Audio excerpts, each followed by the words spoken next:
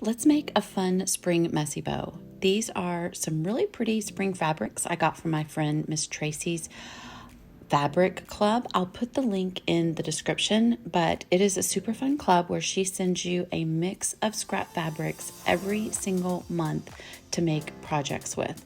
So I just found that my messy bow is the perfect project to make with this fabric. So the first thing you're going to do is cut these little squares just so we have a little bit smaller surface to work with. And these squares are just as big as you want your bow to be. I think these were about 6 by 6, but you can make them smaller or larger depending on how big of a messy bow you want to make. And of course, how big the project is that you're going to use your messy bow on. And so I just continued through all of the different fabric choices. Again, it's just a mix and match. That's what makes it so much fun. I believe I used 6 different fabrics, but you can use as few as 4 or as many as 8, just as fluffy as you want your bow. Then I grabbed these 2 rolls of ribbon. I believe this denim ribbon came from Dollar General, and the white burlap ribbon came from Hobby Lobby. So I just cut, again, about 6-inch long strips. I just used 2 because it's a pretty dark fabric. And these thicker fabrics with the wired edges are what's going to help hold the bow together. Now I'm making little 1-inch notches. I went ahead and trimmed all of them together at the same time to save time, but you can just kind of see how those are just my starter notches so that we can rip the fabric into strips. Now this is the fun part, and this is what makes the bow messy, and all of the strings flying around and just like that rough, shabby edge that you give the bow. I love, love, love this part of doing the project and how the fabric turns out with these raw edges. So once you have all of your fabric strips ripped, you'll see it's just like a big bundle. And I start kind of cleaning it up a little bit by pulling the strings away from the edges of the pile. Now I'm going to go back and take these wired ribbons, and one of the wires started coming out, but I'm going to take these wired ribbons and I'm actually going to cut them up the middle in half because the strips I made with the fabric were a little bit smaller, and so I just want to make these about 1 inch as well. And again, it's still going to give me that wired edge, but just a different texture and a different color, and it's just going to make it all pop. Now is when you arrange the messy bow strips. This is in any order, but you're going to want to make it in a full circle. So I just kind of crisscross at the beginning and then add the ribbon strips any which direction, just to make sure that it's a full circle for a messy bow. Now, I do kind of go in a repeated type pattern, but depending on the bow that you're making, you may want to put all of a certain color together in one section or not. But I do recommend that you intersperse those wired ribbons so that you have equal amounts of support for your messy bow. This is a really, really fun bow to make. Anyone can make it. You cannot mess it up. Hence messy bow. You cannot mess up a messy bow, and it's really a great way to get your creativity on because you can pick your fabrics, your colors, your size of your bow, all the things. But now this is the secret to putting it all together is you grab a zip tie. This is a clear one. You can grab these at Dollar Tree, and you kind of fish it through the bottom underneath and just kind of get it started. Don't zip it all together. Then flip it over like you see me do here, and then tighten it, but still don't tighten it all the way. Then you're going to fluff out your messy bow and bring it all together, cup it in your hands like a bouquet, and start trimming the top. I call it giving it a haircut. Now, this will kind of mess up your scissors if you're going over the wired ribbon, so make sure that you're not using your good fabric scissors when you're giving it a haircut. So I have these scrap scissors that I use also for trimming wired ribbons. And then I changed it out with the fabric scissors for the softer edges. And you just trim it till they're all equal or the size that you want of your bow to be. And that's why the crisscrossing doesn't matter as much. So now I'm going to do the final tightening or breaking, as my friend Lori says, of the ribbon, and fluffing and trimming. So as you can see, this bow creates an amazing mess. That is where it gets its name, messy bow, but it's almost like a pom-pom. Do you see how pretty it is and how well it comes together with those different parts? So this is the mess that it leaves behind, and it's just very satisfying to clean that mess up and have this beautiful bow left over. Now, my signature thing that I do for my messy bow is I add a piece of bling, is what I call it, but it's really just a faux rhinestone piece of jewelry for an embellishment. Once you pick the one you like, it actually has a pin, and I just fasten it to that zip tie in the center. So I find the center of the bow, grab that zip tie, and fish my little embellishment through it. Then I do a final fluffing, and look at there, an amazing spring messy bow. Now we're going to add it to a bunny butt, and I'm using this wooden bunny butt from Dollar Tree and a few other supplies from Dollar Tree. And the first thing I did was just take the little jute string twine out from the holes that it was in.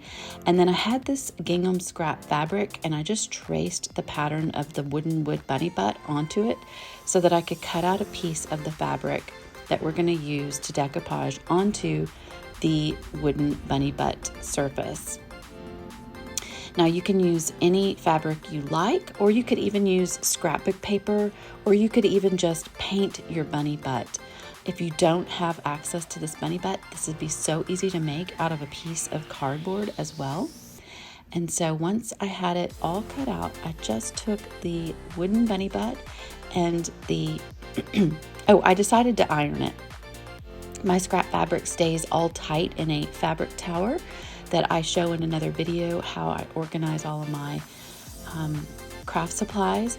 And so I waited for this tiny iron to heat up, and then I just ironed the fabric before I used it.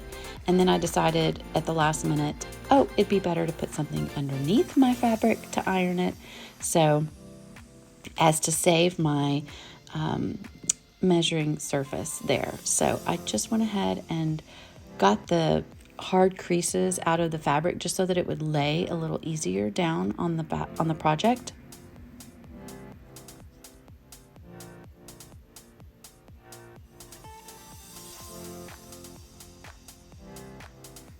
This little handy iron is super nice to have when you have small projects, and I will link it here in my Friday favorites from Amazon.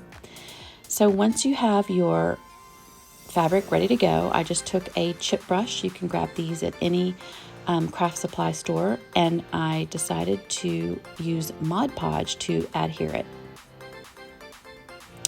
And I just went as in true fashion and just globbed it all on there.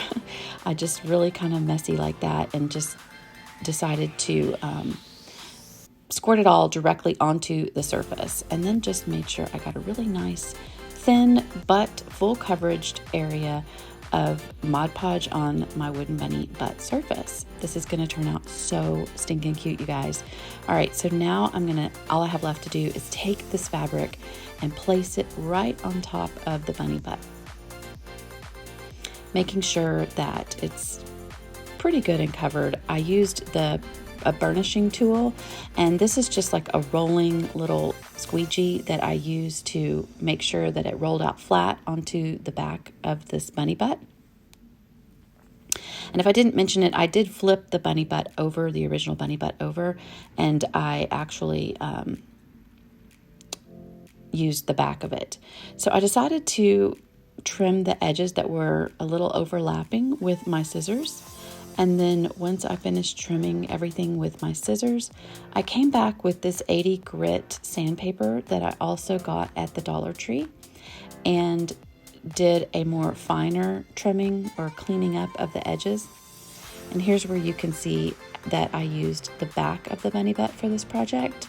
I believe the original idea for this was for someone to use the front, but I did use the front for the idea to use this.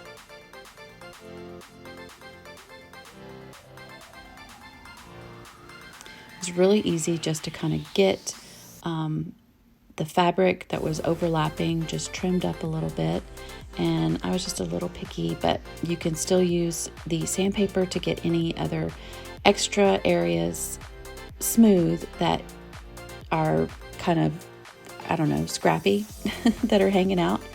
And then this isn't the best sandpaper. Again, it's from Dollar Tree, so it kind of fell apart on me as I was using it, but it still did the job and I was happy with it. So I just kind of cleaned up the mess that was left behind, and now I have this beautiful green and white gingham fabric covered bunny butt.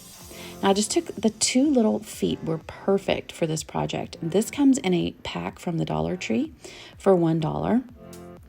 I snipped the zip tie off the back of this messy bow, and I just positioned it for the bunny butt. Just wanted to see how it was all going to come together for me, and I was super excited. So once I had it kind of in my mind how it was going to go, I took my hot glue gun and just added a few beads of hot glue to the felt bunny feet and angled them in a little bit towards the center of the bunny butt surface, just to kind of make it look like it is the back of him.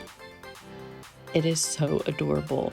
Don't you think it's so adorable? All right, so now I'm going to add the biggest glob of hot glue I can to this messy bow because it's kind of big, and this is going to serve as his little tail. So this is the bunny's tail, and I'm just fluffing it as much as possible. So stinking cute. And then I decided I was going to hang this onto a spring wreath. So this spring wreath was one that I got at a thrift store. The grapevine wreath I got at a thrift store last year, and I repurposed it into this really pretty spring birdhouse wreath that I will link below. And I just removed the birdhouse and a couple other pieces, and I'm going to add the bunny butt to it now. In order to do that, I need to add something to secure it with. So on the back of the bunny butt, I hot glued a couple of zip ties to the feet area of the bunny's butt. And I cut a couple pieces of the gingham fabric that was left over just to secure those zip ties and the hot glue that I used to adhere it with. And then this is ready to use to attach my bunny butt to the spring wreath. Now you can obviously make this however you want. I just liked it for a wreath, and this wreath was already made, so I thought how perfect just to kind of add it to this wreath. I think it turned out so cute, guys. What do you think? I have it on my front door now. It is ready for Easter. It has the spring messy bow on there. Love all the parts from Dollar Tree. Such a super inexpensive and fun project for spring. I hope that you'll make one. If you like DIYs like this, consider subscribing by hitting that little bell and getting notifications. And I look forward to bringing you more fun DIY projects here on my channel.